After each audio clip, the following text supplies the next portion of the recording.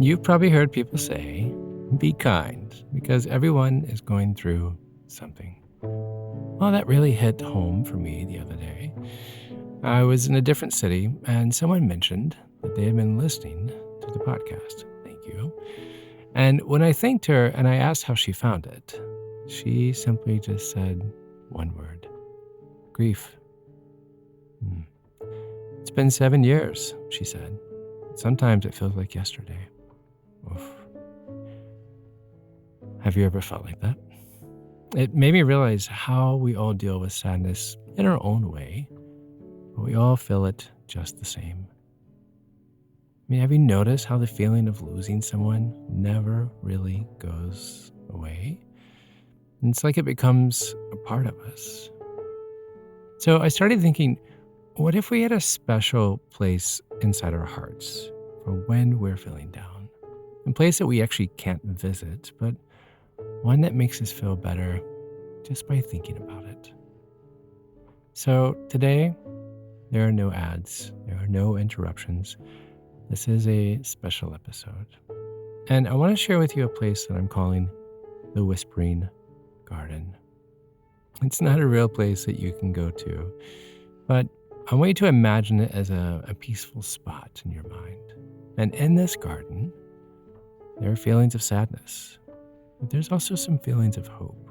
And they come together softly, right? Like these vines that are growing on an old wall. They intertwine, and it's beautiful. But what if we could go to this place in our minds to help us feel just a little bit better on those days that aren't so great? Here, let me take you there. I'm Chad Lawson, and let's calm it down in 3, 2, 1. Losing someone special is something we all face. It's a tough part of life that can make us feel alone. And the sadness from this loss, it becomes a part of us, changing us in various ways. So I want you to imagine a place in your mind that's like a beautiful garden. I know, it feels almost absent, right? But this is a place where you can sit quietly with your sadness. You can, and it's okay. Because we're going to learn from it. And gradually we're going to find that this is a place of also strength, of healing. Sadness is okay. Healing is okay. So I want to take a walk through this imaginary garden together, okay? If you are in a safe space, and if you can, feel free to close your eyes. So the very first part of this garden, it's a path. And I'm calling this a path of acceptance. Oh, sometimes that word is so hard. So as we enter this garden, we first see a group of tall oak trees. These trees are strong. Their branches are reaching high into the sky, up into the heavens. These trees, they're showing us the kind of strength that we have inside of us. Because accepting loss, it's hard. It takes time. But you're strong, just like these trees. You are like these oak trees. Yes, they get beaten. There's storms, but their arms are still lifting high into the heavens every day. We go through so many tough emotions like denial and anger and sadness and confusion. But standing among these strong trees, we are reminded that when we start to accept this loss, it's the first step in healing. It's also one of the hardest ones. These oak trees that represent how strong you are with their roots deep into the ground, they teach us about being steady. They show us that no matter the storm, they're strong. Accepting that loss is real is not forgetting the people that we've lost or moving on without them, not at all. but it's about letting ourselves feel our emotions and seeing how things are different, but we can still begin to heal. Because being in this grove of these strong, beautiful oak trees, it shows us that it takes bravery to accept our loss, facing the sadness, feeling it fully, and just all encompassing, just experiencing it, and recognizing that, yes, this is difficult and this is sad. But through this acceptance, we slowly begin to rebuild our lives. And then, not just, like I said, moving on or forgetting, but we rebuild our lives in a way that remembers, that honors that loved one. Taking this step towards acceptance is where our healing begins. It doesn't push our pain away, but it helps us live with it, allowing us to keep loving, allowing us to keep remembering the loves that we've lost. But these oak trees that represent your strength, they are just a reminder of how strong you are. And this strength is not about avoiding our pain, but facing it bravely, walking through it just like we're walking through this forest, letting it change us, finding ways to move forward, finding ways to move forward with love, and finding ways to move forward with our memories that are in our hearts. And this is just the start of our journey, and a journey that's going to teach us how facing our loss can lead to healing, can lead to hope, can lead to some beautiful memories, which then brings us to a gorgeous stream that I'm calling the stream of memories. So as we're walking through this garden, the whispering garden, we come up to a calm stream. Now this stream is special because it's like a mirror that shows us all the memories that we have of people we've lost. Every time the water ripples, it's like it's telling us a story about a moment that we shared with them or something really important that they taught us. Right? And standing by this stream, that soft sounds, we're asked to think about these memories. Grief is strange because it makes us hold on to these memories because they are all that we have left. But at the same time, they make us feel better. Grief is strange. It makes us hold on to these memories because they are all that we have left. But at the same time, they make us feel better because they remind us of the love that we've shared. But the interesting thing about watching this stream is we see how the water keeps moving. We see how the water is just changing. And it's always there, just flowing. Our memories and our feelings, they're a lot like this stream. And sometimes remembering someone we miss makes us feel incredibly sad because we wish we could have more moments with them, right? But other times, those same memories, they can make us smile because we're so thankful for the time that we did have together. And the stream shows us that it's normal for our feelings to change over time, just like this stream.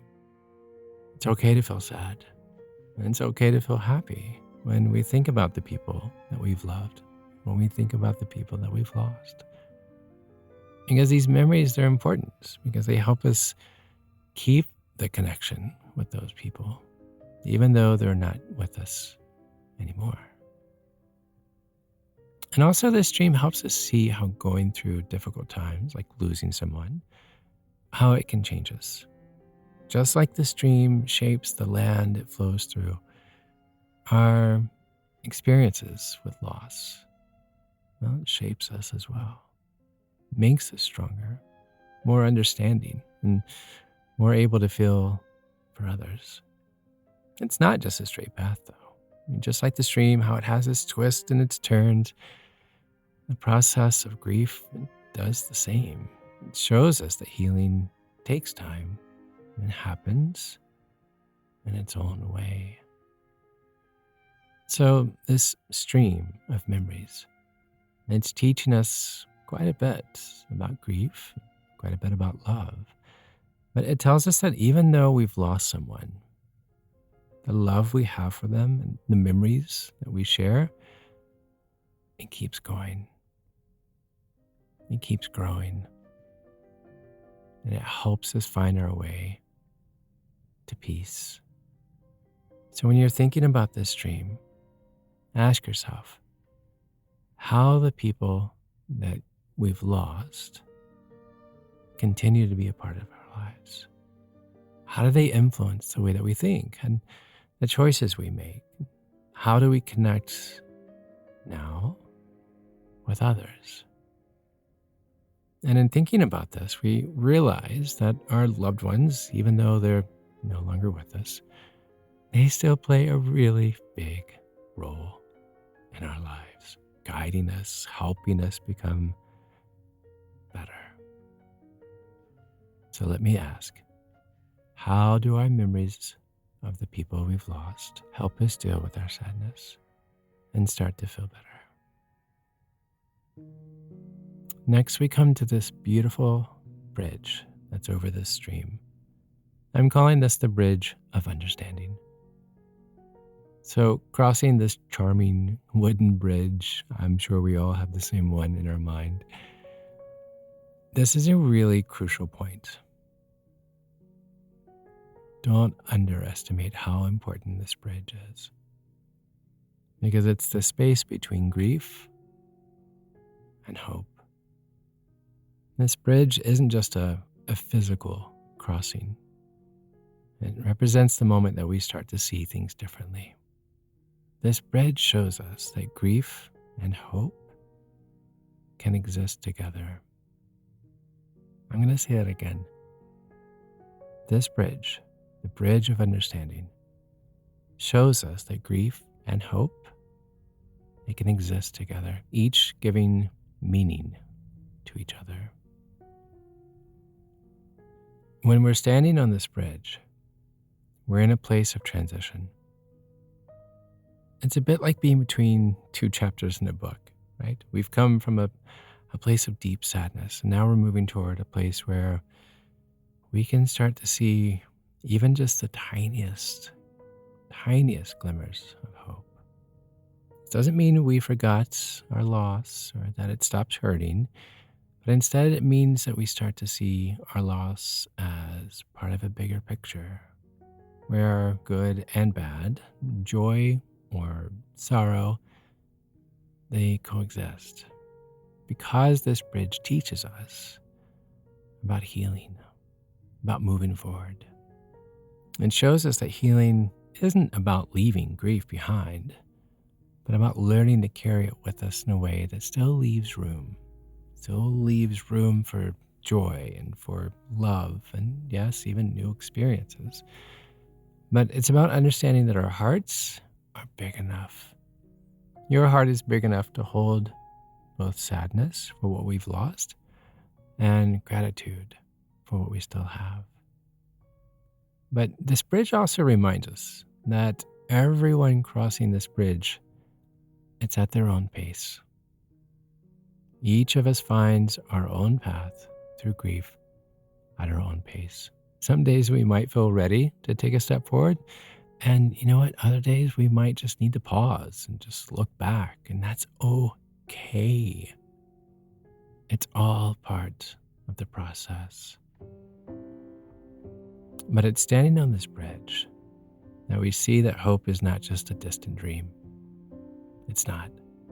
It's a real possibility, right? It's in the memories that we cherish. It's in the connections that we make with others. And it's in realizing that even though we face loss, we can still find reasons to smile, to love, to laugh, to keep going. So as we cross this bridge from grief to hope, I want us to carry with us the understanding that grief is just part of the many seasons, which then leads us to the meadow of connection. So after crossing this bridge, we enter a bright, welcoming meadow. This place, bathed in sunlight, is where we come together to share our stories of loss, to share the strength that we have found through it. And it's a really special place, as it reminds us that we're not going through this grief alone. We're surrounded by the stories of so many others. And we discover that, opening up and hearing the stories from others and the comfort of knowing others are experiencing this too. What a united feeling, right? This teaches us that while our grief is so personal, so unique, so individual, it's also something that connects us all, right? It's like a language that we all speak when we're at our most vulnerable. But this meadow of connection, it's a place of healing. It's a place of understanding. It's where we share our stories. We're not just talking about our losses. We're also talking about moving forward, moving through our grief, and the moments of hope that surprise us, and all that we are discovering within ourselves. Because this act of sharing, it's powerful. It breaks down the walls that we actually typically build around us, right? We build these walls around our pain, but it breaks down these walls, showing us that it's okay to be vulnerable. It's okay to have moments of weakness. It's okay to be human. And this meadow, it also shows us the strength that comes from being vulnerable. When we open up about our struggles, we give others permission to do the same. And this creates a really beautiful bond, a sense of just being together, of belonging, that can be so comforting during the most difficult times. We're not alone in our pain. You're not alone. And others have walked paths similar to yours, similar to mine. But the great thing is, together, we can find a way through all of this, through connection. This is a place where we learn from each other, hearing how others have navigated their grief, their streams, their strategies they've used to find the moments of peace, and that they've created the memory of their loved ones, and how that can inspire us. It can give us new ideas for coping with our own loss, and remind us that there's not just one way to grieve. But when we begin to share these stories, and when we hear the stories of others, we begin to see that there are glimmers of hope, that there is the possibility of healing. Because it shows us that our ability to love, to remember, and to continue living, it's what defines us, not the loss. Did you hear that? This ability, this shows us our ability to love, our ability to remember, and most importantly, our ability to continue living. Because that is what defines us, not the loss. So as we stand in this meadow of connection, I ask you to embrace the opportunity to share. I ask you to embrace the opportunity to listen, to find strength in our shared vulnerabilities, and to build some solidarity in all of this that we're going through together. And to be reminded that while we are enduring this pain, we can still reach out for hope and healing. And then we come to the garden of renewal. Now, this is a really special place that's in the middle of the Whispering Garden. It's full of the most beautiful plants and flowers. For me personally, I'm imagining sunflowers because they were my favorite. But this shows us that we can get through difficult times and see new growth. Because this garden helps us see that even when we are sad, and there are those days, and we accept that, there's also hope. There's also sunflowers. And this place, this garden of renewal, it shows us a really valuable lesson. That being sad, going through hard times, it can actually help us grow. It can actually help us connect more with others. Because it tells us not to forget our sadness. No one's asking that. But to let it be part of our story. To let it make our lives richer in ways that we didn't expect. Because our story are the stories, those memories, those dreams that we have with the people that we've lost. But this garden reminds us that feeling sad, it's just one part of life. I'm going to say that again because it's so important. Reminds us that feeling sad is just one part of life. One part. But it can also lead to new starts. It can also lead to stronger bonds with other people, stronger connections and friendships. And it encourages us to stay in friendships and relationships. But it encourages us to stay hopeful, even when things look bleak, because good things will still happen.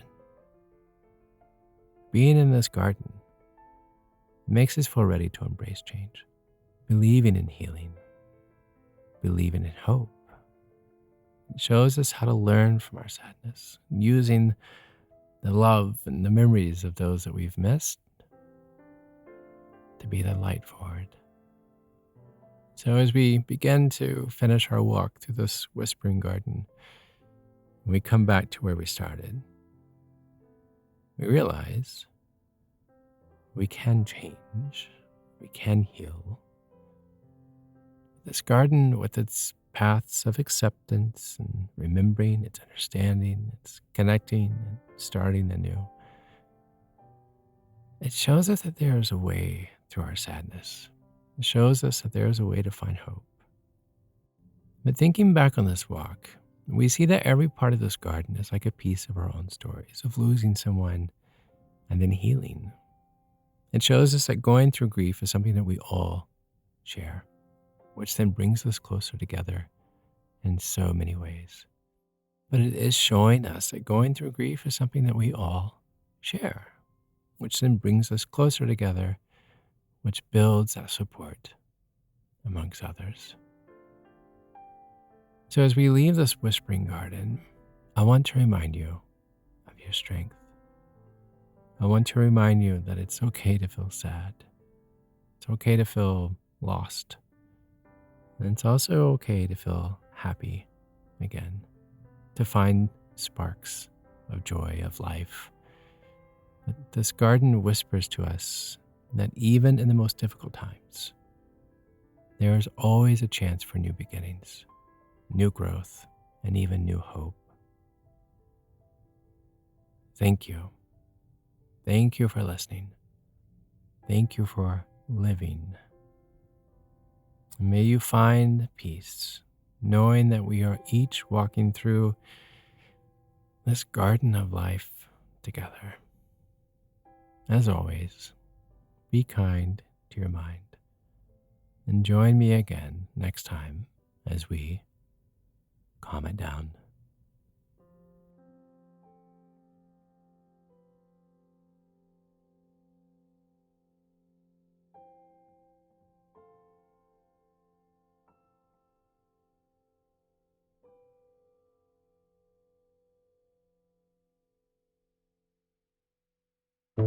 To find more episodes of Calm It Down, see where I may be appearing in your area, or just simply want to know where to send me some chocolate chip cookies, visit calmitdownpodcast.com. This podcast was written and produced by yours truly, Chad Lawson, composer, pianist, and nationally recognized sweet tooth. The views, expressions, and techniques in this episode are of my personal opinion and not intended, nor should they, serve as a substitute for medical advice or diagnosis rendered to you by your individual doctor or other healthcare provider. Only a licensed physician should evaluate your situation, provide a diagnosis, or render other medical advice to you. And you should only act upon the advice of this physician. Now, I'm an extreme empath by nature, but my profession is that of a composer and pianist, not a licensed therapist or physician. I hear from thousands of listeners how my music has helped them through various stages of emotional needs, and I simply want to offer this in future podcast episodes to aid those needs. So to find a list of licensed professionals in your area, please visit calmitdownpodcast.com. And if you've enjoyed today's episode, please leave a review, or better yet, share it with a friend. While it takes less than 60 seconds to do, its impact will last for years to come, as every little bit helps in growing the awareness and the importance of mental and emotional health. Thank you for listening. Thank you for living. And until next time, be kind to your mind and join me again as we calm it down.